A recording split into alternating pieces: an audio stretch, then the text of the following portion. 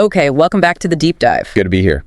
So think about describing something really fundamental like your daily routine, but in a new language. It sounds simple on the surface, Yeah. but actually doing it smoothly, that's different. Exactly. You need verbs, times, objects, all connected up. It's the core of so much basic chat, just saying what you do every day. And for someone learning, well, that can feel pretty huge.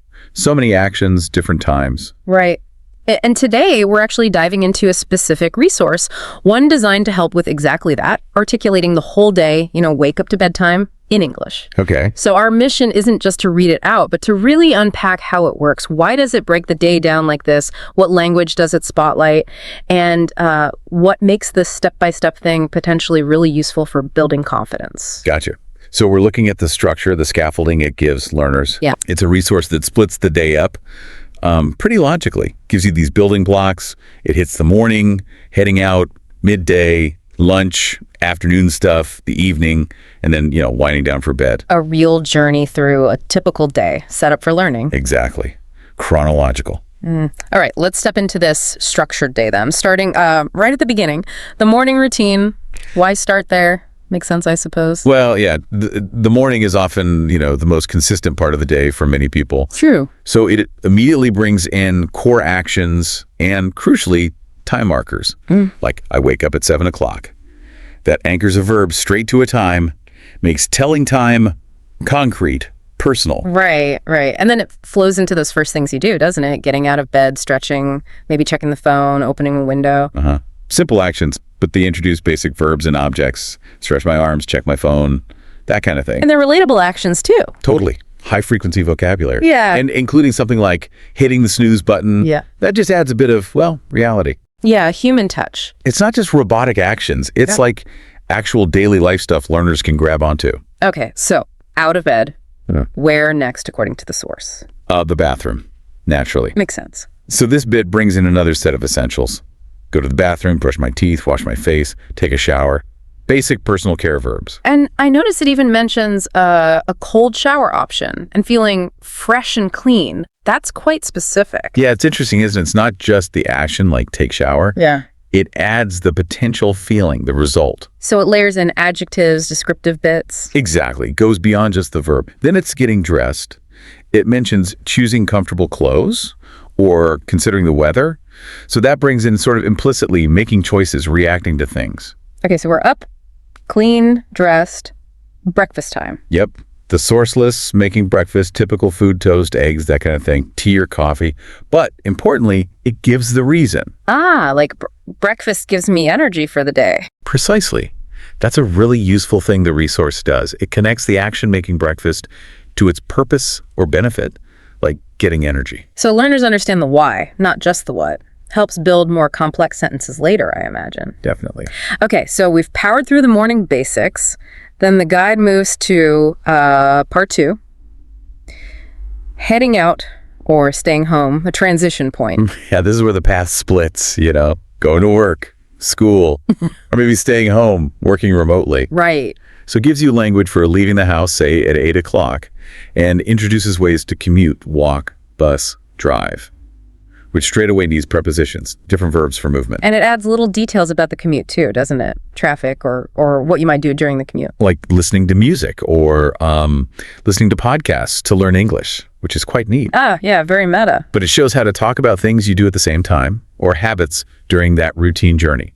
Plus, connects leisure or learning to the commute. So after the commute, it talks about arriving, work or school, giving the time again, and those first tasks. Checking emails, chatting with colleagues, starting work, or for students, it mentions having the first class, maybe 9.3, taking notes, listening, asking questions. That distinction's good. It shows how the same basic framework adapts, right? Different lives, similar grammatical structures. Exactly. Okay, so morning's done. We've arrived at the main part of the day.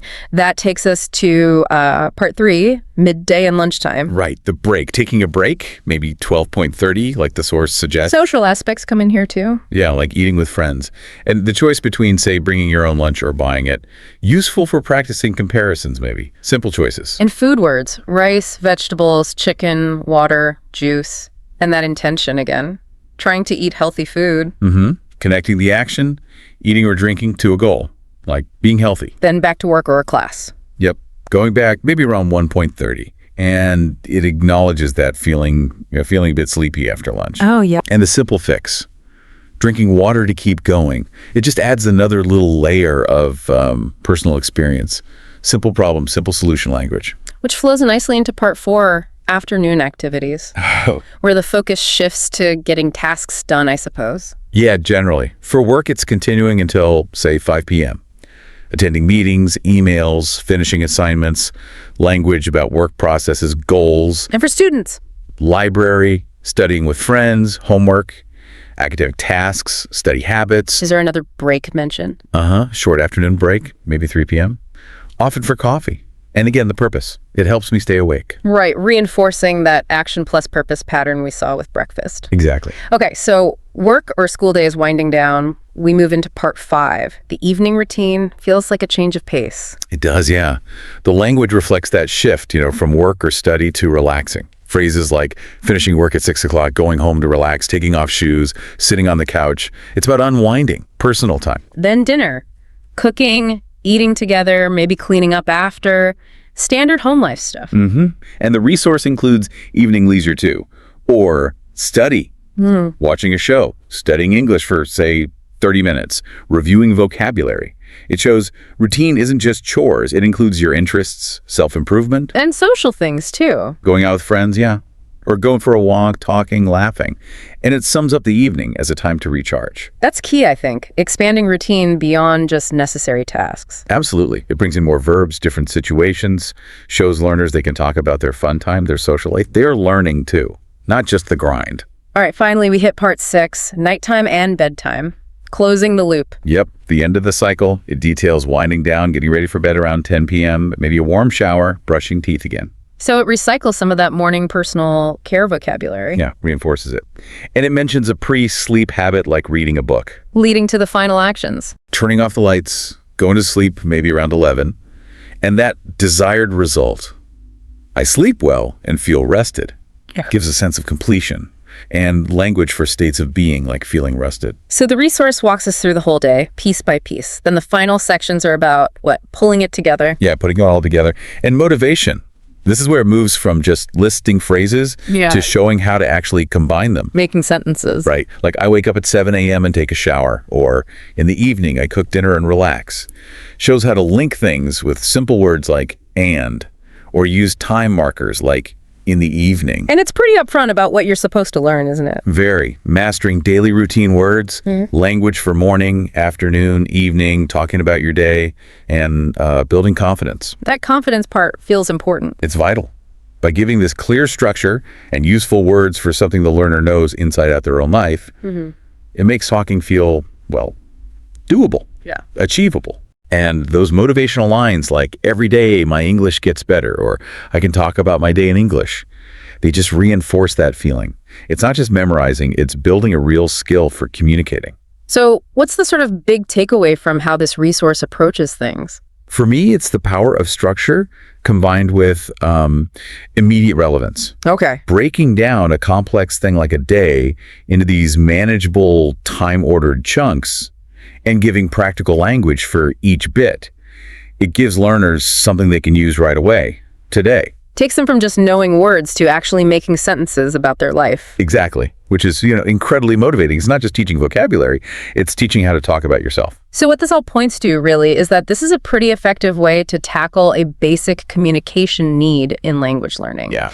It uses the day's natural flow to organize words and grammar, makes it easier to absorb, easier to use straight away, focuses on common actions, but allows for personal tweaks. It's like a practical blueprint, It helps learners start talking about themselves quickly, which can be a big hurdle early on. Which brings up a final thought, maybe for you, the listener. This resource gives a great framework based on a pretty common routine. But obviously, everyone's day is different, unique. So how would you take this approach, breaking down your day, finding the words for your key actions, and apply it to describe the truly personal bits? What unique hobbies or job tasks or family things or even just little quirks of your day would you need to slot in or adapt to make this framework really yours? Yeah. How do you customize it? Something to think about as you consider the language needed for your own life story day by day. Welcome to the deep dive. Great to be here. So today we're diving into a really interesting source. Yeah. It's not your typical historical document or, a scientific paper. No, not at all. This one's very practical. It's a resource designed to help you speak English more fluently. Okay. And where does this source material come from? It's from excerpts of an English learning guide called A Fluent Day, Your Daily English Routine. Right. And it's structured like this really long, detailed audio session. It basically walks the listener through practicing English by focusing on, well, the most familiar thing possible. Their own day. Their own day, exactly, step by step. Okay, so let's really unpack this. Our mission here for this deep dive is to figure out how it tries to build fluency. What's the method? What are the key ingredients it's using? Yeah, because it takes something everyone does just living through a day and sort of turns it into a framework for language practice. And the core idea, it states this right up front, is that talking about your daily routine is something you actually can practice every single day. Simple, but powerful. Yeah. And it argues that this consistent daily action is really the most effective way to build those, automatic, strong speaking habits. Absolutely. And the source, it seems to set an intention straight away. It actually prompts the listener to repeat things out loud, doesn't it? It does. Things like, today I will talk about my day, or I will speak slowly and clearly. So it's psychological too, not just linguistic. Exactly. And what's really interesting is how it addresses the time commitment needed. Oh, yeah. It says up front, this session might be 60 minutes, 90 minutes, maybe even longer. Wow, okay. And the reason it gives is really central to its whole philosophy, because fluency takes time. Fluency needs repetition. So it's not promising any quick fixes. No shortcuts here. It's all about dedication and structured practice. Okay, so if it's demanding that kind of time and emphasizing repetition, how does it actually structure it? How does it make that manageable, not overwhelming? Well, it breaks the day down into really clear, logical chunks. Starting with? The morning, as you'd expect. It asks these really simple questions like, what time do you wake up? And then it gives you the words right away. Immediately. It offers example sentences for you to repeat. Things like, I wake up at 6:30 in the morning, or I get out of bed slowly. So it anchors the language directly to these tiny physical actions. Precisely. And it just moves through those super specific, universally relatable actions. Making your bed. I always make my bed. Something like that. Yeah. Or going to the bathroom. I wash my face with cold water. I brush my teeth. I comb my hair. It's really focused on the core verbs and nouns tied to these little micro steps. Someone might ask, why start so granularly? Why not just jump to, say, I went to work? But that's where the method is quite clever, I think. How so? Starting with these really basic, high-frequency actions does a few things. First, it's an immediate confidence booster. Right, you can instantly talk about something you do every single day. Exactly. Second, it gives you immediately useful core vocabulary. And third, it establishes those basic, simple sentence structures through repetition. Like drills. Yeah, exercises like, speak with me. Every morning I brush my teeth and wash my face. It's literally building the foundation, phrase by phrase. Block by block, using the most familiar actions as the blocks themselves. Okay, so after that, really early morning stuff, where does it go? It moves naturally into breakfast and the rest of the morning routine at home. Okay. And it keeps that same pattern. Simple statements about going to the kitchen, making breakfast, naming common foods. I usually eat pegs, toast, and drink some coffee. That kind of thing. Exactly that. And this is where it also starts to layer in slightly more modern, relatable action. Like checking your phone. You got it. Yeah. The resource gives you sentences like, after breakfast, I check my phone. And it even has this kind of nice self-aware bit. What's that? It says, I listen to an English podcast like this one. Ah, clever. And it also uses that phone check moment as a sort of bridge. A bridge to what? To introduce slightly more abstract ideas or simple opinions, but still tied to the action, you get phrases like, I want to use my morning time wisely, or I don't want to waste time on social media. Ah, so it's moving subtly from just describing actions to expressing basic thoughts or intentions? Yes, but using that familiar daily routine context as the anchor. That's smart. Using the familiar to introduce new functions of language. Okay, so once the sort of at-home morning is done, it takes you out the door to work or school? Precisely. It walks you through the commute. Okay. Phrases like, I leave home around 8 a.m., I take the bus to work, maybe sometimes I walk. It includes practical details too, like how long it takes. This is about 30 minutes. Mm-hmm. And common things you might do during the commute. On the way, I listen to music or podcasts. And is this where it starts shifting away from just repetition towards getting the listener to personalize it more? Yeah, exactly. It uses prompts like, I go to work by, and leaves a gap for you to insert your own transport. Then it transitions to arriving and starting the actual work or school day. Covering typical tasks. Yep. I start my work at 9:00. I answer emails. I attend meetings. I focus on my tasks. It even brings in feelings, sometimes I feel busy or tired. And crucially, this seems like the point where the source encourages a bit more independent speech from the listener. That's right. It gives prompts like, my job is, or don't like my job because... So you're moving beyond just repeating fixed sentences. You are. You're starting to construct your own simple statements, but still using the pattern and vocabulary provided. It really shows that clear progression in the method. Definitely. Start with basic repetition for simple actions, then introduce fill in the blanks to personalize, and finally encourage slightly more open-ended stuff, but still, within that familiar daily routine structure. And that step-by-step increase in complexity, that continues through lunch and the afternoon parts too. Absolutely. It describes the timing of the lunch break, what you might typically eat. I usually eat rice and vegetables, who you eat with. I usually eat with my colleagues. Right. And of course, it acknowledges that very common feeling after lunch. Let me guess. Sleepy. After lunch, I feel sleepy. Relatable. Right. Totally. And then it's back to the afternoon work or activities. Yes, repeating the focus on, staying focused, taking breaks. My afternoon is usually busy. I finish work at around 5:30. It's just meticulously mapping the language onto the predictable flow of the day. Makes it very easy to follow along. Yeah. And then the final big segment is the evening routine, bringing you back home. Okay, so getting home, winding down. Exactly. Covering different activities like watching TV, reading, talking with family, cooking dinner. Simple core statements for each. I get home around 6 p.m., I cook dinner. And still using those personalization prompts. For dinner, I eat. Or in the evening, I like to. It really covers everything right up to preparing for the next day and actually going to bed. So right to the very end of the day. Yep. Before bed, I try to relax, maybe mentioning writing in a journal, the final teeth brushing, getting into bed. It really is a complete linguistic walkthrough of a typical 24 hours. Using the routine as the narrative thread. Exactly.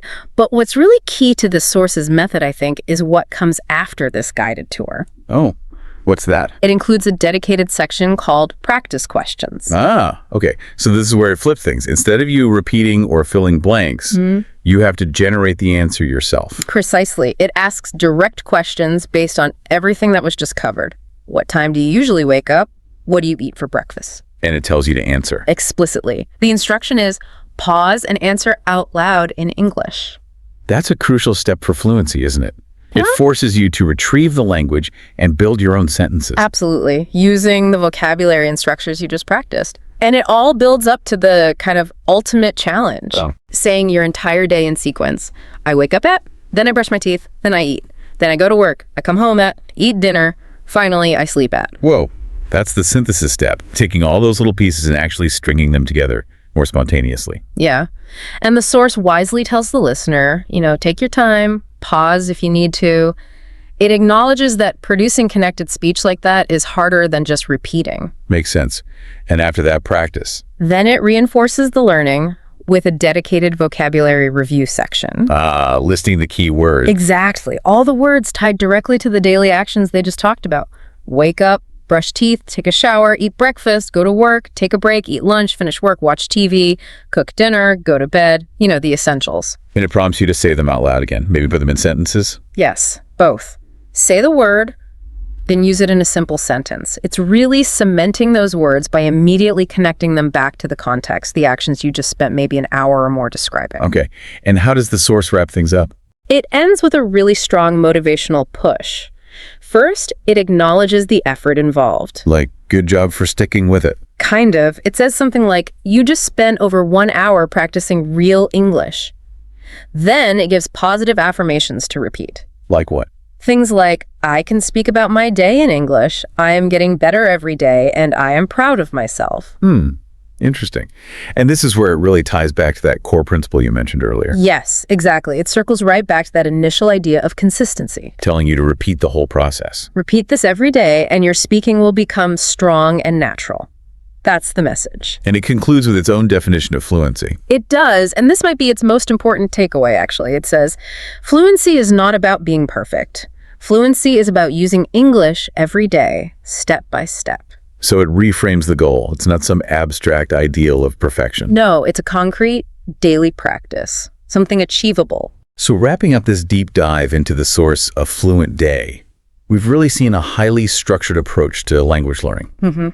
It takes this simple, universal topic, the daily routine, and just meticulously breaks it down. Morning, breakfast, work or school, afternoon, evening. Providing almost like a linguistic script for your life. Yeah. And it uses that consistent, scaffolded method we talked about. Starts with repetition, Moves to personalization prompts and questions. integrates key vocabulary. And builds confidence through expressing yourself about stuff you know inside out your own day. Right. And the emphasis throughout is just so strongly on the power of consistent daily practice. By framing fluency not as this distant perfect state, but just the result of using the language every single day, bit by bit. Just like you live your day, bit by bit. It makes the whole goal feel much more attainable, doesn't it? Definitely. Analyzing this source, it really highlights one very specific but potentially very effective way to learn a language. Grounding the practice in your immediate reality. Yeah, using structure, using repetition, and building confidence through these simple, manageable steps. It's about making that abstract goal of fluency really concrete through daily habit. And that final phrase the source leaves you with, that affirmation, I'm getting better every day. It's powerful. It positions that simple sentence, repeated daily, as more than just English practice. It's like a tool for building belief in the process itself. Which makes you wonder, doesn't it? What if applying that same simple, step-by-step consistency, that acknowledgement that you are making progress every single day, even if it's small? What if that's the real, maybe understated key to making progress toward any big, complex goal you're tackling, not just learning a language? That's a really interesting thought to end on, that daily incremental belief.